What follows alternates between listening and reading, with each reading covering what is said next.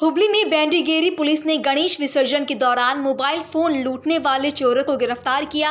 आरोपियों ने शहर में आयोजित गणेश विसर्जन के दौरान डीजे की आवाज का फायदा उठाकर ध्यान भटकाते हुए मोबाइल फोन चुराए।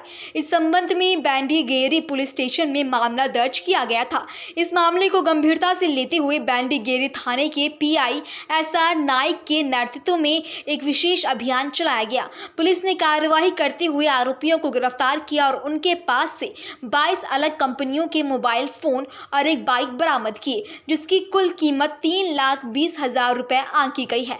पूछताछ के दौरान आरोपियों ने बताया कि उन्होंने गणेश विसर्जन जुलूस के दौरान मराठा गली और शिख गांव से चोरी की थी। वहीं पुलिस आगे की जांच कर रही है ताकि अन्य संबंधित मामलों का खुलासा हो सके। ಇದೇ ತಿಂಗಳು ನಮ್ಮ ಹುಬ್ಳಿ ಧಾರವಾಡ ನಗರ ಕಮಿಷನರೇಟ್ ವ್ಯಾಪ್ತಿಯ ಬೆಳ್ಳಿಗೆರೆ ಮತ್ತು ಕಸ್ಬಾಪೇಟೆಯಲ್ಲಿ 2 ಸುಲಿಗೆ ಪ್ರಕರಣಗಳು ದಾಖಲಾಗಿತ್ತು. ಅದರಲ್ಲಿ ಹಿಂದೆ ಒಬ್ಬ ವ್ಯಕ್ತಿಯನ್ನು ನಾವು ಅರೆಸ್ಟ್ ಮಾಡುವಂಥ ಸಂದರ್ಭದಲ್ಲಿ ಅವರು ಪೊಲೀಸ್ ಮೇಲೆ ಹಲ್ಲೆ ಮಾಡ್ದ ಅಂತಂದು ವಿನೋದ್ ಅನ್ನೋಂಥ ಮೇಲೆ ಗುಂಡು ಹಾರಿಸ್ಬಿಟ್ಟು ಅವನ ಅವಶ್ಯಕ ತಗೊಳ್ಳೋಂಥ ಕೆಲಸ ಆಗಿತ್ತು. ಮುಂದುವರೆದು ಆ ಕೇಸಲ್ಲಿ ಇನ್ನೂ 7 ಜನರನ್ನು 2 ಪ್ರಕರಣಗಳು ಇನ್ನೂ 7 ಜನರನ್ನು ನಾವು ಅರೆಸ್ಟ್ ಮಾಡ್ಕೊಂಡಿದ್ದೀವಿ. ಇವರೆಲ್ಲ ಹುಬ್ಬಳ್ಳಿ ನಗರದ ಹೊರವಲಯದಲ್ಲಿರುವಂತಹ ಬೇರೆ ಬೇರೆ ಏರಿಯಾಕ್ಕೆ ಬಿಲಾಗ ಬರುವಂಥವ್ರು.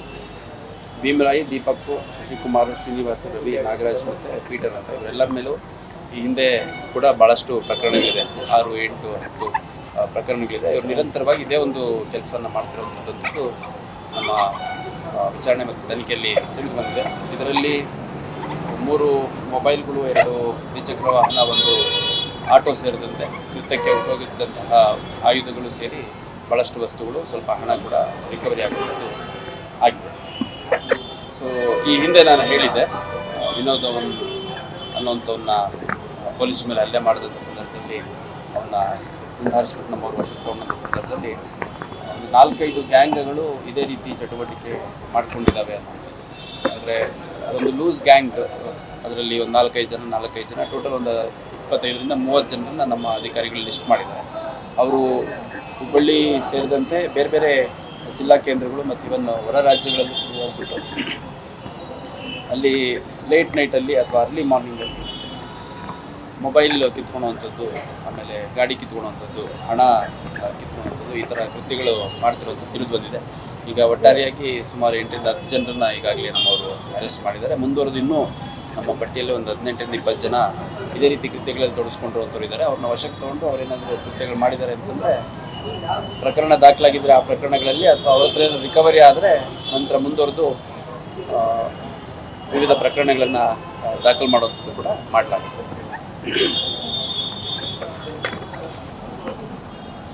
ಇತ್ತೀಚೆಗಷ್ಟೇ ಗೌರಿ ಗಣೇಶ ಹಬ್ಬ ಮತ್ತು ಈದ್ ಮಿಲಾದ್ ಸೆಲೆಬ್ರೇಷನ್ ಇದೆ. ಅತ್ಯಂತ ವಿಜೃಂಭಣೆಯಿಂದ ನಮ್ಮಲ್ಲಿ ಹುಬ್ಬಳ್ಳಿ ನಗರದಲ್ಲಿ, ಧಾರವಾಡ ನಗರದಲ್ಲಿ ಶಾಂತಿಯುತವಾಗಿ ಮುಕ್ತಾಯಗೊಂಡಿತ್ತು.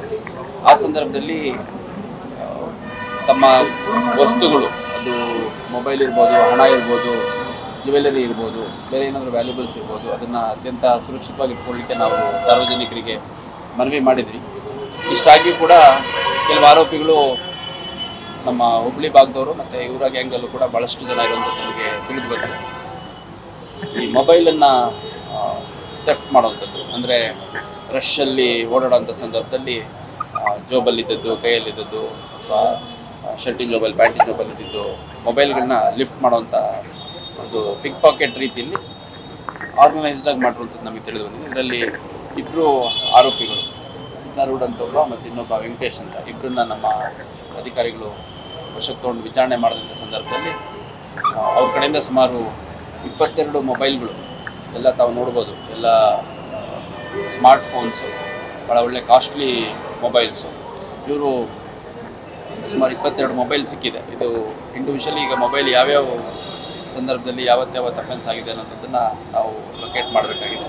ಕೆಲವು ಪ್ರಕರಣಗಳು ನಮ್ಮ ಪೊಲೀಸ್ ಠಾಣೆಗಳಲ್ಲಿ ದಾಖಲಾಗಿದೆ, ಇನ್ನು ಭಾಳಷ್ಟು ಪ್ರಕರಣಗಳು ದಾಖಲಾಗಿಲ್ಲ. ಮತ್ತು ಇಲ್ಲಿ ಕೇವಲ ಸ್ಥಳೀಯರಲ್ಲದೆ ಇನ್ನು ಹೊರ ಜಿಲ್ಲೆಯಿಂದ, ಹೊರ ರಾಜ್ಯದಿಂದೆಲ್ಲ ಸಾರ್ವಜನಿಕರು ಬಂದಿದ್ದ ಹಿನ್ನೆಲೆಯಲ್ಲಿ ಅವ್ರದ್ದು ಕೂಡ ಕಳೆದೋಗಿರೋಂಥ ಸಾಧ್ಯತೆ ಇದೆ. ಈ ಆರೋಪಿಗಳೇನಿದೆ, ಈ ಆರೋಪಿಗಳಲ್ಲದೆ ಇನ್ನೂ ಇದೇ ಥರ ಕೃತ್ಯಗಳು ಮಾಡುವಂಥ ಭಾಳ ದೊಡ್ಡ ಒಂದು ಗುಂಪು ಇದೆ ಅನ್ನುವಂಥದ್ದು ನಮಗೆ ತಿಳಿದು ಬಂದಿದೆ. ಇವರು ಜನರಲಿ ಈ ಥರ ರಶ್ಶು ಇರುವಂಥದ್ದು, ಗಣಪತಿ ಇರ್ಬೋದು, ಈದ್ ಮಿಲಾದ್ ಇರ್ಬೋದು, ಬೇರೆ ಜಾತ್ರೆಗಳಿರ್ಬೋದು, ಅಥವಾ ಭಾಳ ರಶ್ ಇರುವಂಥ ಕೆಲವು ಖಾಸಗಿ ಕಾರ್ಯಕ್ರಮಗಳು ಕೂಡ ಹೋಗ್ಬಿಟ್ಟು ಅಲ್ಲಿ ಮೊಬೈಲು ಕೆಲವು ಸಂದರ್ಭದಲ್ಲಿ ಒಡವೆಗಳು ಅವನ್ನು ಥೆಫ್ಟ್ ಮಾಡುವಂಥದ್ದು ನಮಗೆ ತಿಳಿದು ಬಂದಿದೆ. ಈ ಇಬ್ಬರು ಆರೋಪಿಗಳನ್ನ ಮತ್ತೆ ಪೊಲೀಸ್ ಕಸ್ಟಡಿಗೆ ತೊಗೊಂಡು ಹೆಚ್ಚಿನ ವಿಚಾರಣೆಗೆ ಒಳಪಡಿಸಲಿಕ್ಕೆ ಕೂಡ ನಾನು ಸೂಚನೆ ನೀಡಿದ್ದೀನಿ. ಇನ್ನೂ ಹೆಚ್ಚು ಆರೋಪಿಗಳು ಇದರಲ್ಲಿ ಅರೆಸ್ಟ್ ಆಗ್ತಾರೆ ಮತ್ತು ಇನ್ನೂ ಹೆಚ್ಚು ಮೊಬೈಲ್ ಸೇರಿದಂತೆ ಬೇರೆ ಬೇರೆ ವ್ಯಾಲ್ಯೂಬಲ್ಸ್ ರಿಕವರ್ ಆಗೋ ಸಾಧ್ಯತೆ ಇದೆ ಅಂತ